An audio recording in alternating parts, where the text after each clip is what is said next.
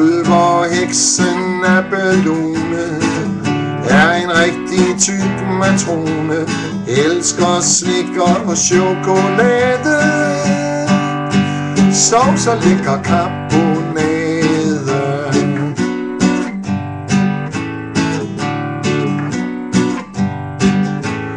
Piberpølser og polkagrise, alt hun finder skal hun spise. Forleden spiste hun en bager og 30 kæmpe flødekager.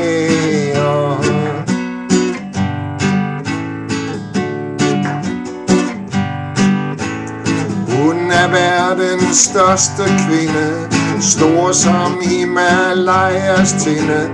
Når hun spiser alle poder, bliver hun verdens jordemoder.